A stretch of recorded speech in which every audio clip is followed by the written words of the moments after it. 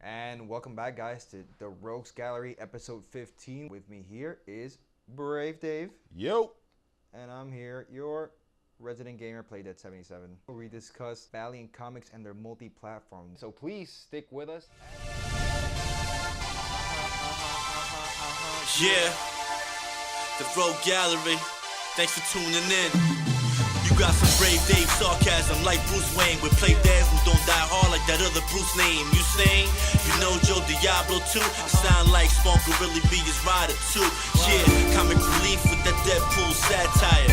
Tune in and you can catch Captain Quagmire. Matt Swag is gonna tell you what the show's about. The Rogue Gallery's like Autobots, so they rolling out. Discuss comics and cartoons that I know. I had a Tiger, no Rocky or Lino. Who's there like the OG Joe?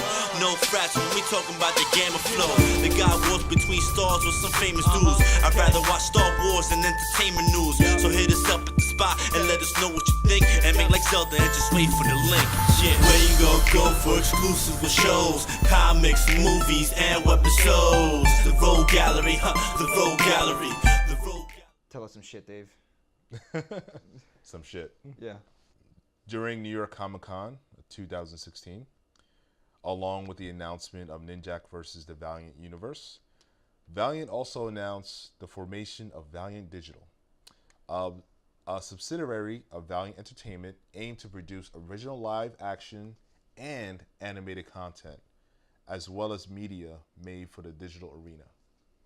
What up? So this is kind of a huge step being taken by a comic book publisher, right? So far with Marvel, we've seen them, take over the movies. We see them, have shows on broadcast television. Damn right. Such as, Agents of S.H.I.E.L.D. And, Through Netflix.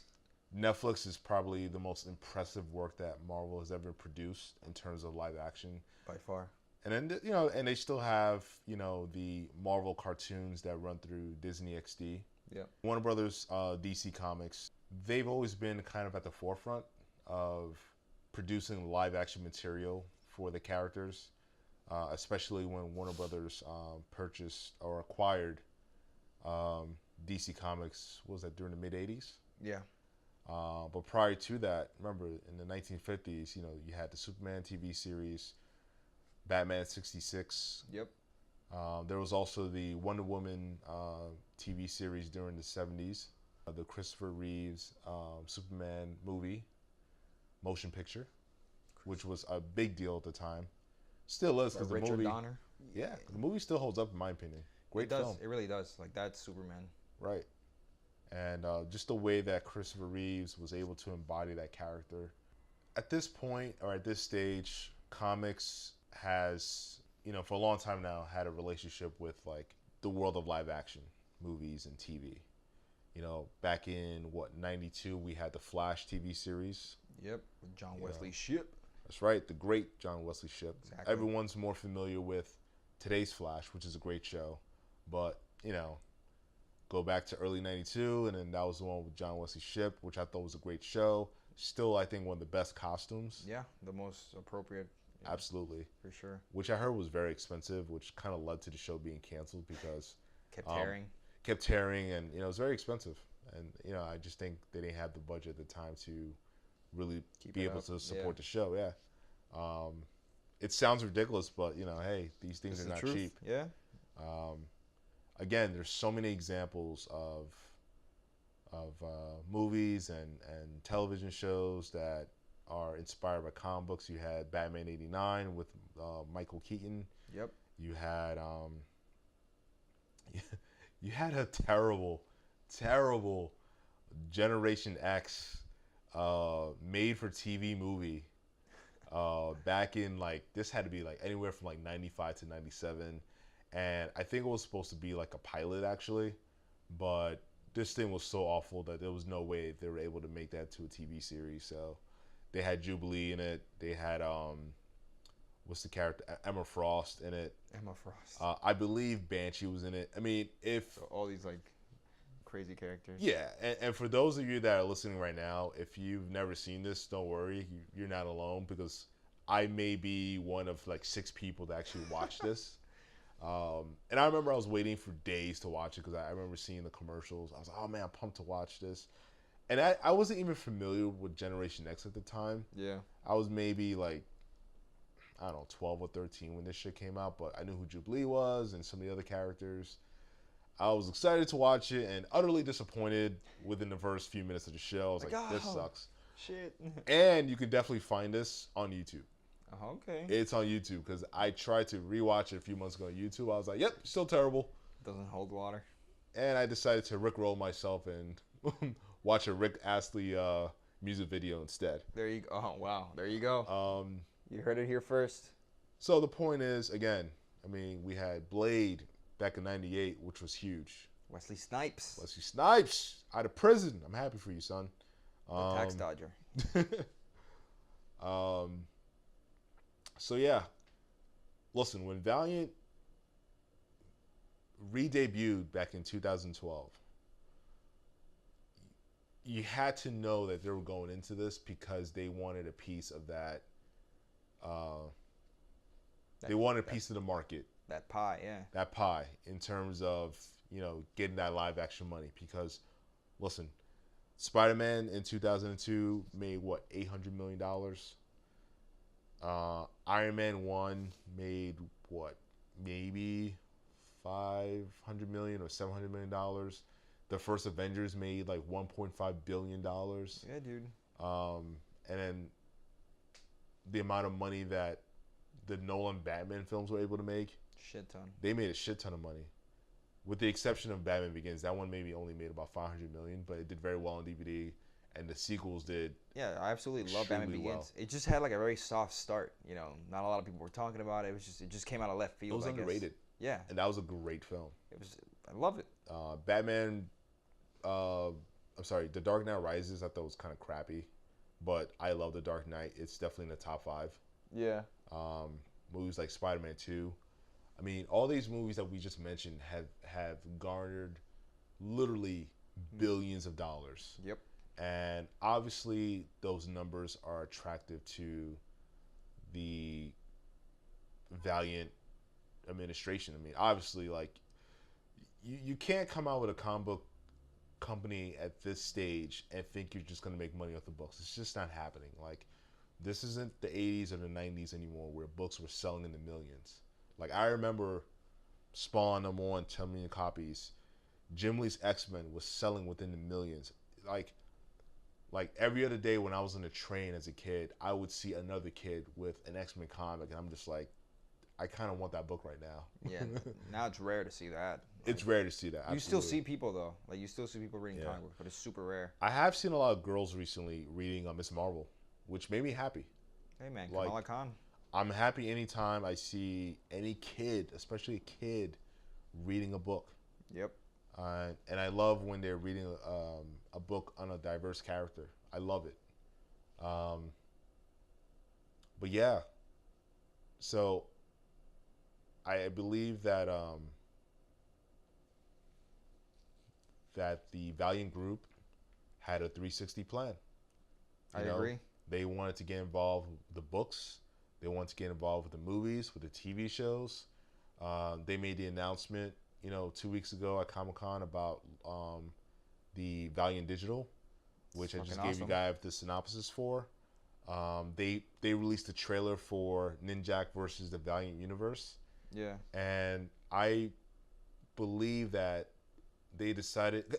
Well, here's the thing. So a lot of people were kind of confused because last year they made the announcement that they signed a production deal with Sony Pictures. Yeah. And that they were going to produce a movie for Harbinger, Bloodshot, and the Harbinger Wars. Yeah. So they got a lot of fans excited. I got excited. I mean, I don't see why not. Right. It's just especially it's too obvious not to. Right. Especially since the directors that were attached to the Bloodshot project were the directors of John Wick, which is fucking awesome. By and the I way, was we haven't like, seen that shit. Yeah. And I was just kind of, my first reaction was like, all right, shit just got real. See, I mean, it just makes too much sense. It does. But it's just, what the fuck? I mean, just the shootouts alone are like bloodshot worthy. Oh yeah. If you guys haven't seen John Wick, for fuck's sake, like just stop listening or watch it right now and then come back. Exactly. Seriously, John Wick is awesome. Can't wait for the sequel. What do you call it? So, yeah. So a lot of people were kind of confused, and I think the reason why they decided to go and launch the Ninjak versus the Valiant universe was to give people just an introduction to who these characters are, because obviously not everyone's reading the books. Like we're talking about like trying to get like the general audience to kind of pay attention, or just to bring some notoriety to the Valiant. I think they were just trying to bring some notoriety to their company. Yeah. Which I think is a smart move. Which, I mean, the same can be said about like movies for Marvel and DC, right? Like not a lot of people have even read a single book. Right. I'd say 90% of the viewers have so, not read anything. Exactly. So it makes sense, I guess, to do this. You know, obviously you need to cater to everyone, and that's fine. You know, obviously. I agree. Bits and pieces, but you know. Yeah. Sorry, DC, but like, don't do what DC did. No, don't. I think the Valiant digital is a smart move. I'm very interested to see what they're gonna do with the animation portion, because they did make that announcement. Yeah. So I don't know what that means. Like, is it gonna be animation short on YouTube, or? I hope it's like full-fledged, like 20-minute episodes. Yeah, like I'm intrigued. Like I'm very interested to see what they're gonna do with this. Like we need some Saturday morning cartoons again, man. Yeah. Like, listen, I think they can give us a little bit of everything, because their characters. You have characters like Bloodshot, who fulfill like that rated R content. Yeah. Oh, for sure. Oh. You know, TVMA. Right. So just think back to like, you know, the Spawn animated series from the 90s. That shit was hard. It was raw. It was hardcore, and I think that would be awesome. I know that would definitely make our co-host Matt Swagger happy. I'll be happy as well. I mean, who wouldn't be? And then you also have other characters that could fulfill more of that PG-13 kind of void, that where they can kind of air that on the YouTube or maybe one of the networks. I don't know. Yeah. They have endless possibilities. But what was your first reaction to the, or I should say your initial reaction to the Ninjak versus the Valiant Universe trailer that they released? Listen, man, I thought that was fucking awesome, considering I absolutely love Ninjak at this point. And considering like Batting the Sun is another thing I follow. Right. I absolutely love those videos. Yeah. Follow them. I vote on them when the opportunity arises. Right. And the best part of that is like they have the freedom to just do whatever the fuck they want. Yeah, that's awesome. It isn't strict to, you know, adhering to Hollywood rules. Like this is go out there and make and literally bring a comic book to life. I mean, if something was more baller than this, I don't know where the fuck I'd find it. Yeah. That shit's absolutely cool. I fucking love the idea, and I can't wait. I'm really proud of the Bat in the Sun guys, Aaron Chinook and his brother. Shout out to you guys, seriously. Those guys have come a long way. I remember, man, this has to be like 2002, when I was online and I heard rumors of a Batman Begins short film. Yeah, I've seen that. Yeah. And I was kind of like, what? And I checked out this site. Yeah, it was kind of like, what? You know what I mean? Like, so I checked out this site, Bat in the Sun. I saw all the production stills, but I wasn't able to find the actual footage. Yeah. Until like years later, obviously. But it was this kid named Aaron. He produced it as part of his thesis film for college, from what I remember. Yep. And I remember he had his phone number posted online, so I called him one day, because that was before I even got into film school. I was just, you know, just curious. Yeah, I was curious. I was in college at the time, and I was majoring in graphic design, but I wasn't a film student just yet. I was just starting to get that itch, but I was trying to get as much information as I could, because at that time, you know, these digital cameras that we have now, in terms of like being able to shoot, like these DSLRs didn't exist yet. So the only thing that existed was like the more, well, they weren't analog cameras, but it was like the Panasonic DVX 100B, that was out at the time. That was a good camera, but those are all tape decks. Yeah. So you really had to go all out to get these things done. So you're either going to shoot on one of those kind of cameras, or you were shooting on film, which was like super expensive. Yeah. And I remember there was another short film director that made like a kind of like alternate universe, kind of like Robin trailer. Like Grayson? Grayson, yeah. It was called Grayson. Dude, and he actually shot that on film, and it took him a year just to get those shots. Dude, that shit, 5 minutes long. Yeah. Some of the best 5 minutes of my life. It was great. It was great. That and The World's Finest. The World's Finest was great as well. Dude, yeah. Holy shit. I saw that years ago. Well, the Batman Dead End came out first. Yes, and that was fucking awesome. And that guy actually worked in the, I remember his first name was like Sandy. He was like the director of it. He actually worked in the industry. He was doing some stuff in the industry. Yeah. And that was like his way of trying to tell like Hollywood and Warner Bros. Like, hey, if you want to do a Batman movie, I'm the guy. And that was prior to Batman Begins coming out. You know, this was like, you know, again, 2002, 2003. Yeah. And at that time, you know, like, yeah, you know, Spider-Man came out, but we weren't bombarded with like comic to film adaptations at that point. So the guys that were putting out these short films, it kind of meant a lot to us hardcore fans. But that was also the beginning of a lot of the Bat in the Sun stuff. And then a few years later, Aaron produced Batman City of Scars, and I was blown away by the production value.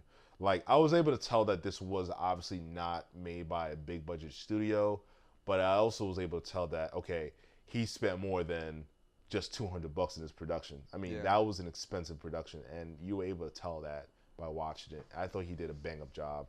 And he did a bunch of other, like, Batman-related short films after that. And then, you know, a few years ago, he got into the whole, like, superhero beatdown videos, which got super popular.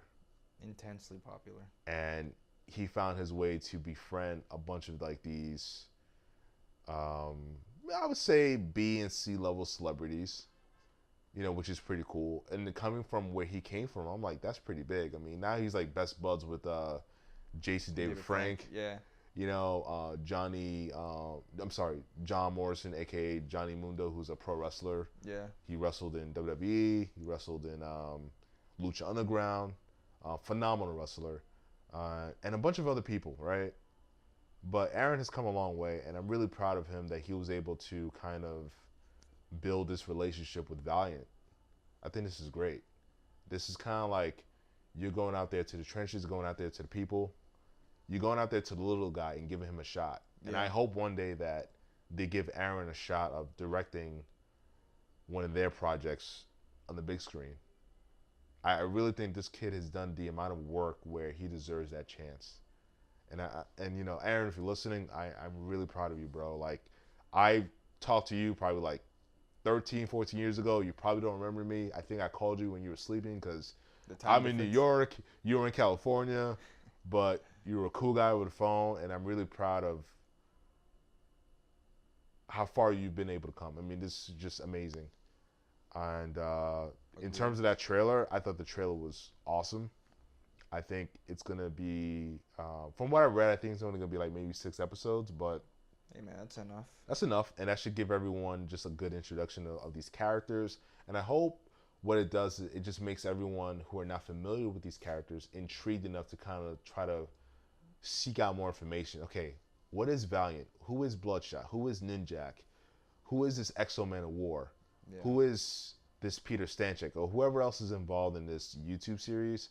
I really hope that encourages the fans to kind of seek out more information. Agreed, yeah. So, you know, they still have the Sony deal, which I think at this point, we should expect their movies to launch around like 2018. When it initially was supposed to launch 2017, but I highly doubt they started filming anything at this point. Yeah. They're probably still in the pre-production stage. So I'm expecting for them to launch their cinematic universe around 2018. So as a recent fan of Valiant, what is it that you're looking for? You've read Harbinger, you've read Bloodshot. I think you've read, you know, the Harbinger Wars, which are all things that they're going to be adapting for the cinematic universe. So what is it that you want to see? Listen, man, like, I'm not looking for any cake and watermelon. Like, Right. I want them to be true to their story. Just, if they need to, you know, evolve around the story somehow for film, Right. that's fine. But just tell the story with respect. Right. You know, just be honest with the characters. You know, treat them well. Just tell the story. People, you don't need to, you know, do a song and dance for the audience. Like, if you love what you're doing, other people will love it too. Yeah. And these characters speak for themselves. Right. So I'm hoping, you know, they obviously pick proper actors and they give them the environment they deserve to be in, and they tell a proper story, and Right. and then that's all I want. You know, I'm not looking for you know, the biggest Hollywood, you know, Right. movie in the world. No, I'm looking for something honest and something that's true to its material, and I'm sure a lot of people feel that way. Obviously, Yeah. if you're an avid comic book reader, then you like to see something that's true to the story, and obviously, if they take their time, Yeah. I'm sure they can get it. I think that's the key thing is about them taking their time. I guess my next question for you would be, all right, so we've seen what both Marvel and DC have been able to produce over the last, let's just say, the last 7-8 years. Not counting, you know, the previous Spider-Man that was produced by Sony and all that other stuff. But let's just focus on the last, you know, 8 years. We've seen what Marvel and DC have done right. We've seen what they've done wrong. So what mistakes have you seen in the past 8 years would you like to see Valiant just avoid? Okay, so you can definitely tell exactly where Marvel like kind of went bananas with, for example, Iron Man. Mm-hmm. Like, the movies are good. The second one not so good. Right. But you can tell like they could have been loads better. Right. Like, I don't want to say Iron Man only works well with other characters, but that's what it seems like. Right. It seems like when he has like supporting characters, he just like looks better. Right. By himself, like the stories felt a little short sometimes. Mm-hmm. But as a motley crew, it just worked out. I know for a fact, like Captain America, absolutely love that shit. I think one of my favorite movies is Winter Soldier because it can stand on its own two legs without being a superhero movie. Yeah. Like, that shit's amazing. Well, and that's when Marvel started going for, yes, we know this is a superhero genre, but we're going to mix in other genres. So Exactly. the marketing before that was like, okay, well, this is going to be a political thriller. Exactly.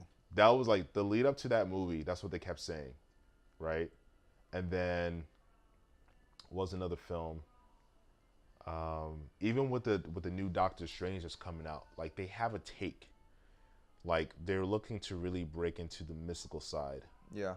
you know, of the universe. With Ant-Man, the lead up to that was, okay, we're gonna make a heist film, right? And that was awesome. That was awesome.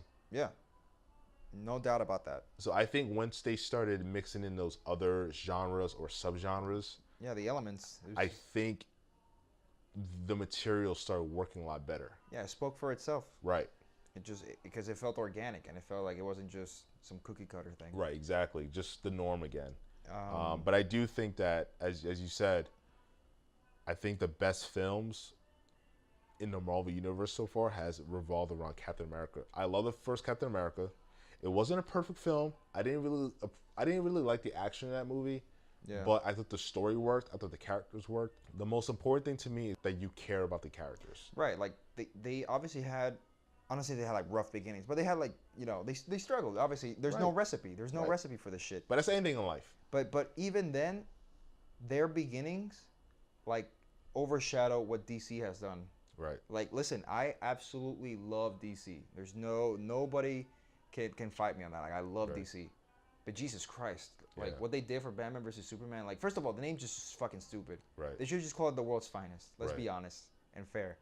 But then, if they tacked on world's finest to this movie, I would have been really disappointed because Yeah. this movie was just a mess. Like, the story itself just didn't make sense. It was just spackled together, and you can tell just by the editing alone. It was just kind of like bits and pieces mixed up together. And then on moments where it should have been like more lighthearted, they just like went over the top. Right. Every time Wonder Woman showed up, they laid on the music. Every Right. time Superman tried to land, it was like Jesus coming down from the heavens. Yeah. It was just too heavy, and it just didn't make sense. So far, their films have been extremely polarizing, and it's just turned a lot of people off. I mean, as a fan of all this shit, I'm really not inclined to go and support their other films at this point. I'm like, do I really want to waste my money That's and the thing. see another DC related movie?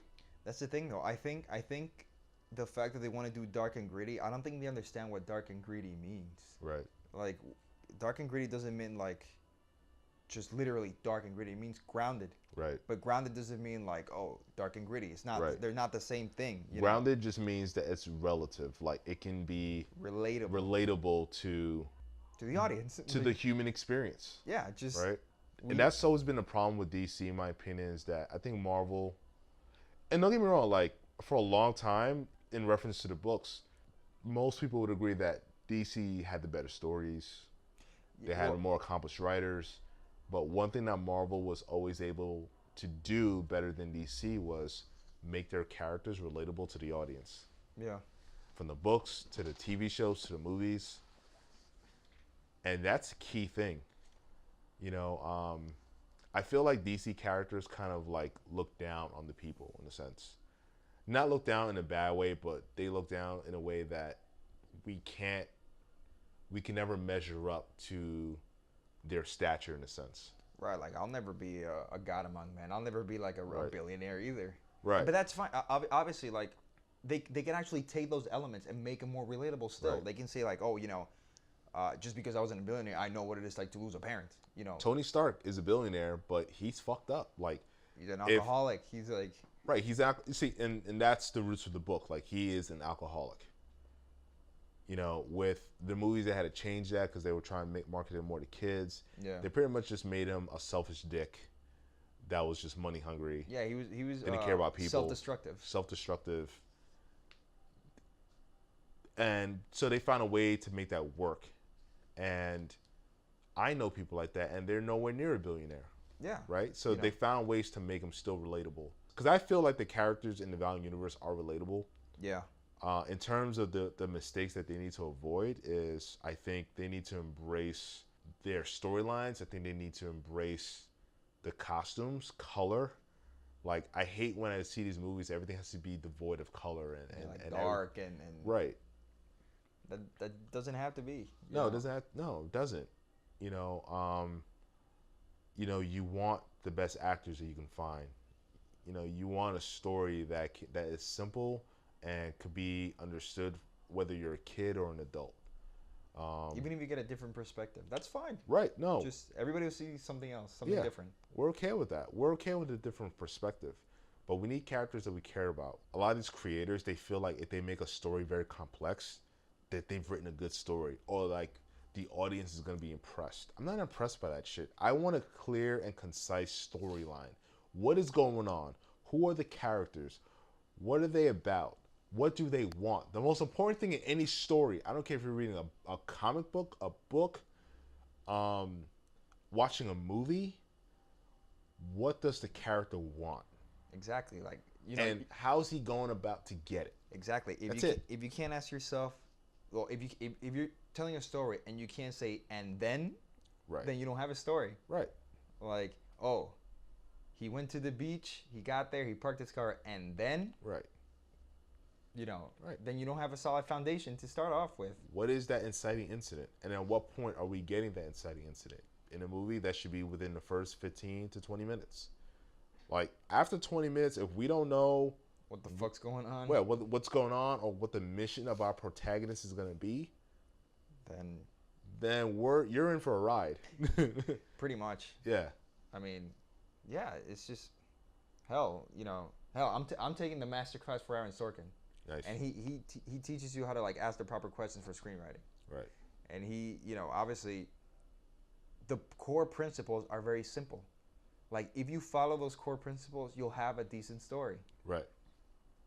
BVS did not follow those core principles. It's just, I mean, I like the actors. I thought Ben Affleck looked good as Batman. I mean, I learned to accept Wonder Woman. You know, even though I was skeptical at the beginning, she's fine. She did a great job. Henry Cavill, you know, I honestly think he has like a decent commanding presence, but they treat the character like shit. Yeah. Like if you have a shit script and you don't, you know, if you can't, there's only so much an actor can do. Some people, Right. I mean, some people might agree and then, like disagree. That's fine. Like people will think he doesn't have a commanding presence. He's not like the proper guy. I think Henry Cavill looks the part. Yeah. But the only problem with Henry Cavill is, and this is not his fault, but he was given nothing to work with. Exactly. I mean, I literally don't remember him saying any lines in BVS. Barely anything. This is still supposed to be a Superman movie, and the man is given nothing to say, and that is a problem. Like, so, and not just him. Mercy Graves. Oh, Killed in, like she might have not even been there Right. in the movie. Like she was nothing. Jimmy Olsen might as well not even been there. Just a bunch of characters. Yeah. And I'm like, whoever fucking wrote this has no respect for like the history of these characters, even like the lesser ones. And I'm just sitting there like, what the fuck? This Right. is nuts. This is how like I felt when they killed Han Solo. Like no Right. respect. Like yeah. they didn't have to kill him. They could have just like give him a proper farewell. It was Well, I want to go back to something you said earlier, because you brought the first thing you brought up was the Iron Man movies, and I thought it was very interesting that you brought that up because I felt that okay, Iron Man was Marvel Studios' first big hit. They said, "Hey, we're gonna start producing our own movies." That was their first big hit. Everyone loved it. Everyone could stop talking about it. I love the movie. Not the best third act, but for the most part, I love Act 1 and 2. No, I definitely liked it. Like, Right. obviously, it's the kind of movie you can watch anytime, Right. and probably not get tired of it. It's not Right. the best movie. It's not Right. a perfect movie, but it's a decent It's start. a solid start. It's a decent start for sure. Now, you were talking about the sequels. The sequels is where they mess things up because my first question to you was, what does Valiant need to avoid in order not to make those same mistakes? And Marvel started making their mistakes within the Iron Man franchise because they used that character to kind of be the glue, right? Yeah. That's when we were first introduced to Coulson, and that character was able to tie everyone together, right? But the problem with Iron Man 2 was they were trying to tell the Iron Man 2 story while trying to introduce Whiplash. Like, the beginnings of the Avengers and how they start to form, right? yeah. And that's where things got fucked up. It was trying to go in too many different directions. Now, we know Valiant wants to do the Harbinger movie first. They're going to come out with the Bloodshot movie a year later and then eventually get to the Harbinger Wars. Yeah. Now, and that's supposed to lead to, obviously, when they start doing things like Unity, that's going to be their team movie. You have other sequels that's going to be involved for Bloodshot and Harbinger. If you're going to do Unity, you also have to do the X-Men of War movie, right? Of course. So I think they're going to continue following the Marvel playbook where they kind of introduce these characters before they all kind of, culminate in one big film, which is smart because obviously DC's going the opposite route and it's not working, right?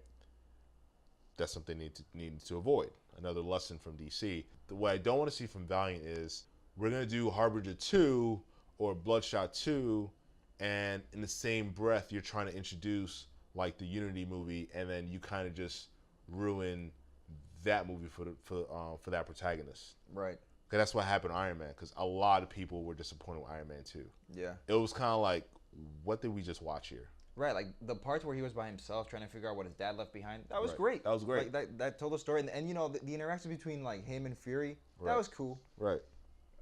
But then like Black Widow just popped out of nowhere, and Right. then Whiplash was like a very forgettable villain. He Right. was, and then War Machine, and Right. then and I'm like, what the fuck?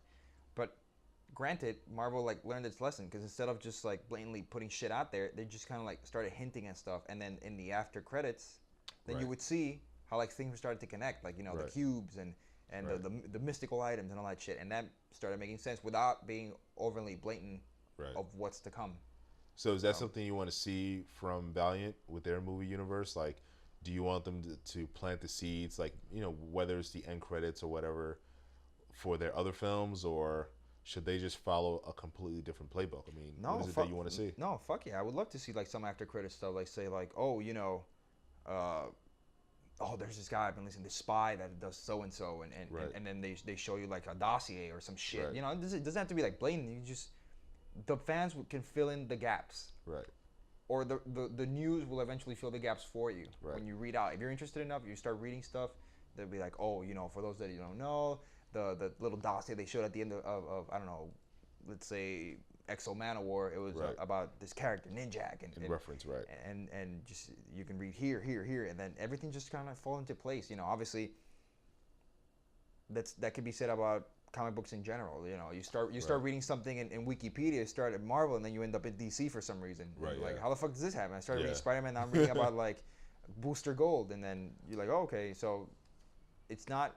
They don't have to be afraid to like take some chance and just be a little obscure. Right. They don't have to be too blatant. They can be a little obscure. It's fine. It doesn't. You don't have to spoon feed people. Right. Yeah. I mean, but at the same time, they still have to be careful because the number one rule when you're making a film is the film has to be able to stand on its own. I feel like with the introduction of comic books now within the film space, that's kind of changing the rules where there's things going on that if I wasn't a comic fan, I would have no idea what the fuck's going on. That is true. And that's kind of breaking the rules of cinema in a sense. So they gotta find a way to include these things, but keep everyone in the loop of what's going on. You can't just throw a bunch of obscure things at people and expect them to figure out what it is because you assume they've all read the books. Right. You can't rely on that. It has to stand on its own. So they had to kind of figure something out.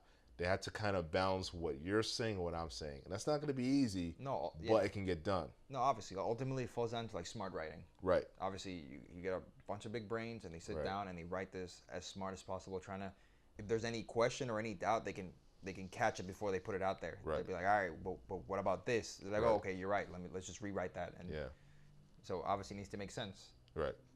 And that's just up to them. Yeah. We can say all we want, but like ultimately it's up to the writers and the producers, and they need to figure this shit out. They just need to be careful how they do it. Right. You can't just like spackle some Hollywood shit together. No. I think that's not what we're looking for. And I think one of the other important things that you mentioned was just taking your time.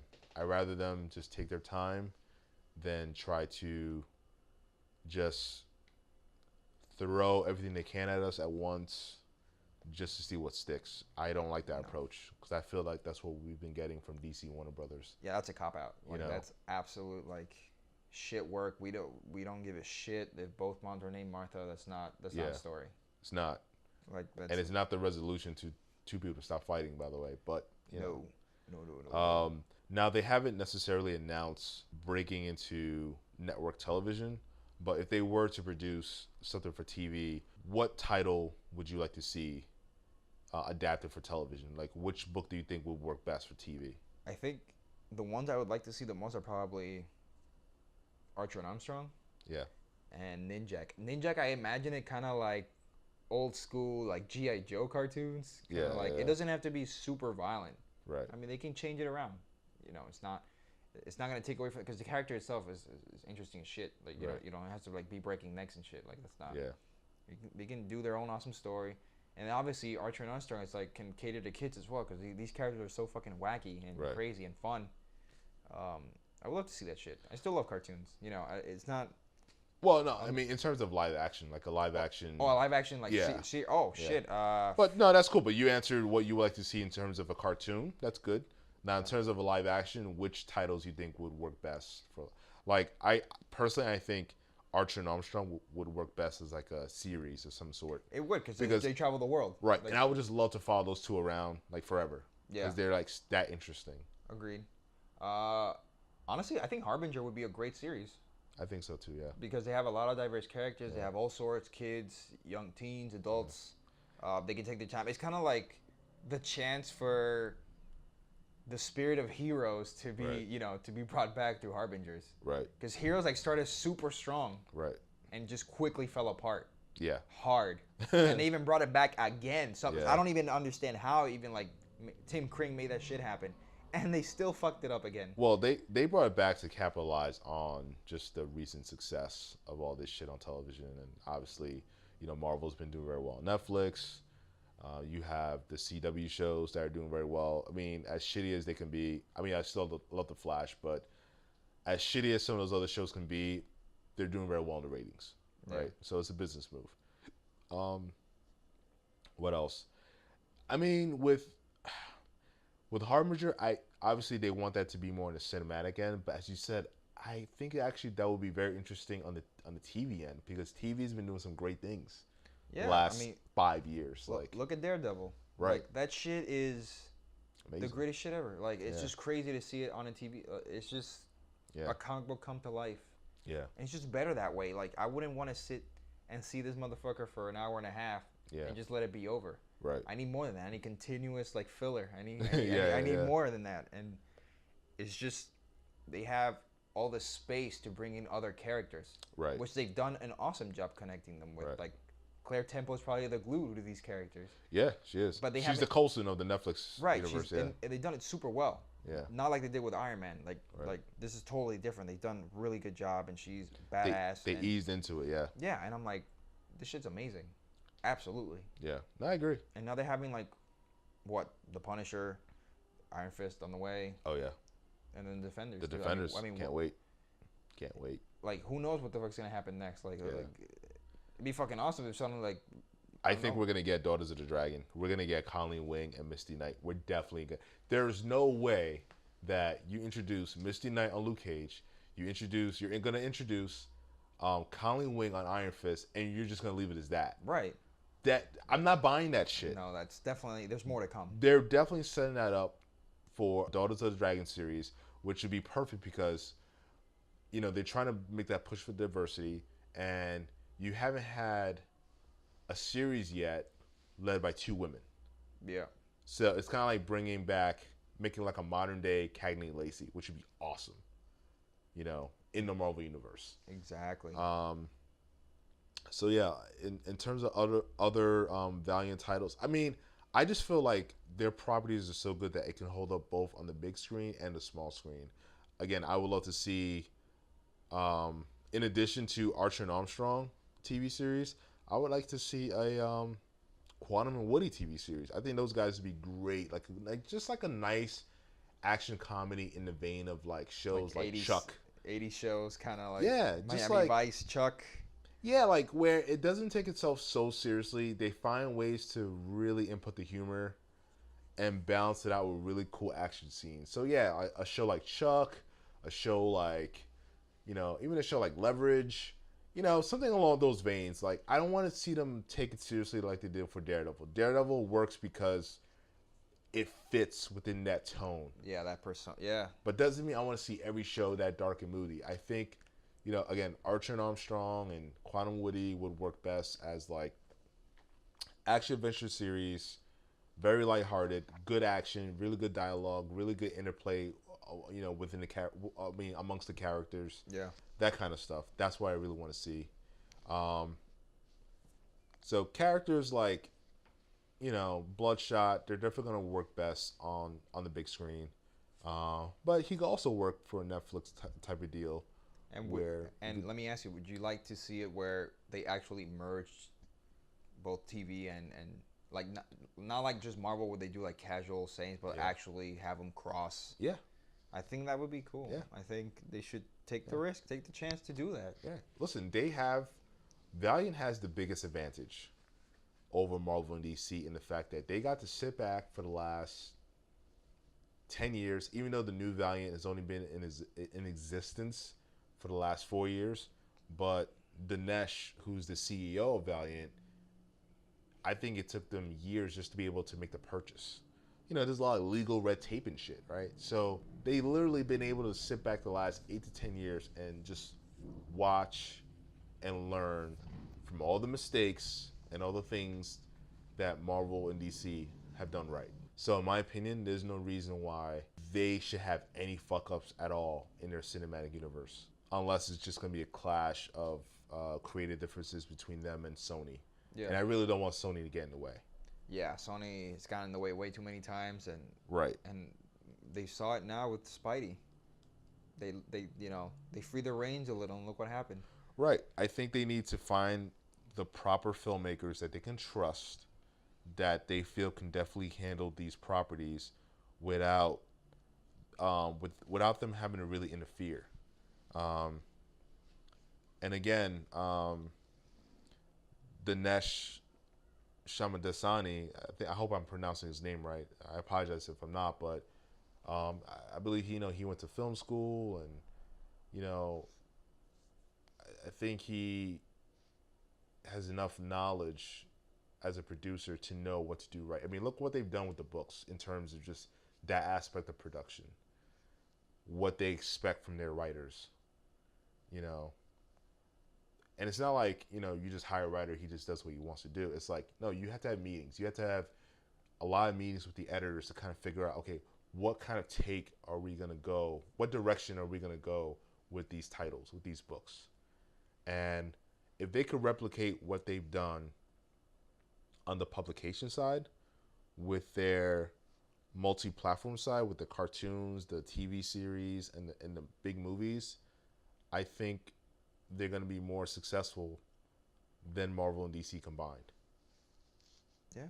I really believe that. I think all they need is just that one big hit on the cinematic universe where the comic fans who are not necessarily Valiant readers, but know of their existence, will start to be more intrigued with what's going on in the Valiant universe. Yeah, just take Deadpool, for example. They took a chance. Right. They slashed their budget in half, and they still took a chance. And look, made a shit ton of money. People loved it, and it didn't take itself way too seriously. It wasn't the greatest plot. It just told a story. Right. And it was a good story, and everybody loved it. That's all it takes. Yeah. They already have the foot in the door. Yeah. They just have to lay it out. Right. In the proper way, I guess. Listen, I hope the Ninjak versus the Valiant universe goes very well. I hope that brings them a lot of notoriety. Yeah. Let that shit go viral. And I just hope they make the best decisions as they can for their cinematic universe. Now, before we close out, how about we just kind of name, just for a little bit of fun, we just could name who some of our casting choices would be. Let's do it. So, all right, since Archer and Armstrong is one of your favorite books, who would you like to see just play those two roles?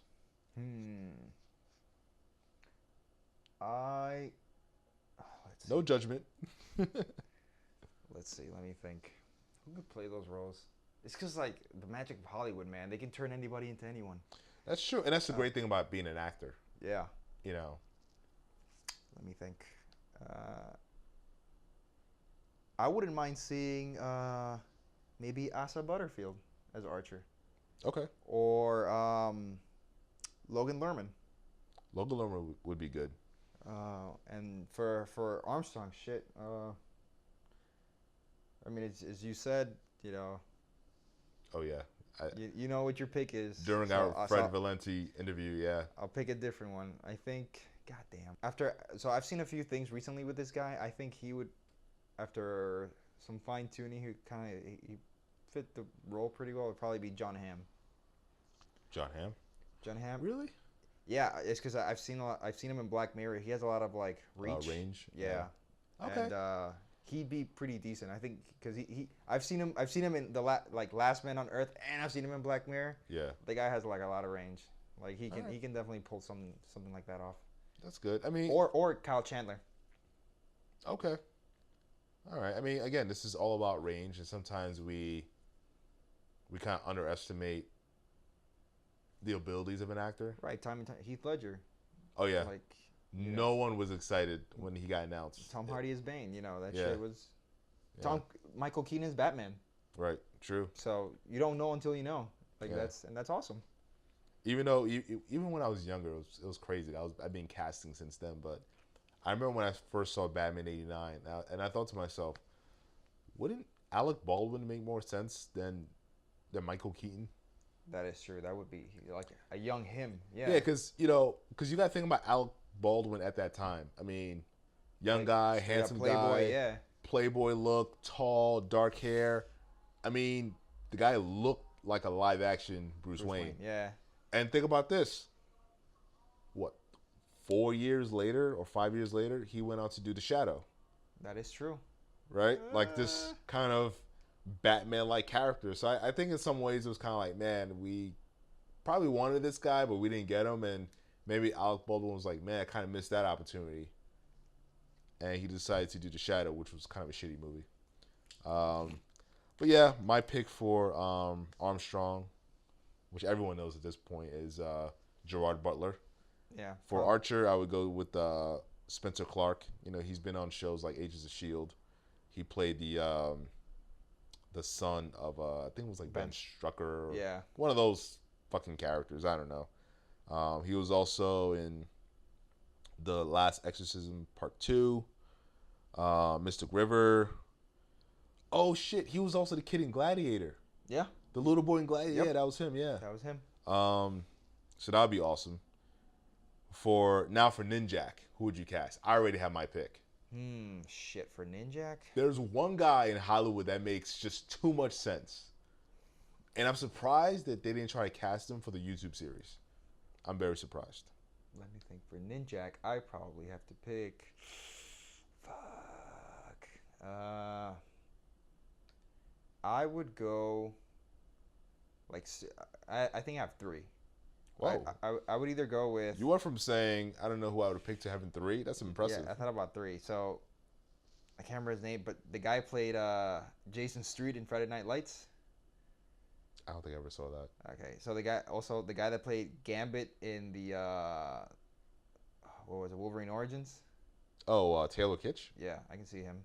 And the last one being Jack from Lost. Oh, Matthew Fox? Yeah, he's a little older, but yeah, I can see him do it. The problem I have with Taylor Kitsch is that he seems to ruin everything that he's involved in. Hey man, same can be said about Dylan McDermott. Every show he's in is always get canceled. That's true, very true. But I respect Dylan McDermott. Wait, The Practice was on for like 7 seasons. Yeah, but it's just like that one-off, you know. Yeah. You know, he was actually my pick originally for Tony Stark. I mean, they almost picked Tom Cruise, so. Yeah, I mean. Who would your pick be for Ninjak? So my pick for Ninjak, and again, this just makes too much sense, is... Say Harvey Specter? No. Oh. You know Scott Adkins? The name does sound familiar. He did movies like... he was in the sequels for Undisputed 2, Undisputed 3. He was also in... oh, man. He's basically like... Okay, so Scott Adkins is like kind of like a B-movie actor. Okay. But he actually has a really good fan base because people love the Undisputed movie. So Wesley Snipes did the first Undisputed movie back in like 2001, 2002. And then the sequels, like the straight-to-video DVDs came out, right? Okay. And those got really popular among the fans. And all of a sudden, like, everyone fell in love with Scott Adkins. And he also did a movie called Ninja. And in the movie Ninja, yeah, so Scott Adkins did a movie called Ninja, right? Where he plays the protagonist. And the antagonist in that movie, coincidentally enough, has like this super tech ninja suit. Okay. Which is very similar to fucking Ninjak. But think about this with Ninjak, right? Ninjak is British, knows martial arts, is a spy. Scott Adkins is British and knows martial arts. Dark hair, has the look, and I think could totally pull off the role of Colin King, a.k.a. Ninjak, especially with the action portion of it. Yeah. Now, Scott Adkins is so perfect for this role that I don't think he's ever going to get it because, you know, that's just the way my life goes, right? That's who my pick would be for Ninjak. Who would you cast for XO Man of War for the role of Auric? Someone big. Someone like what's his face? The guy that just played Tarzan. Alexander Skarsgård. That would be my pick.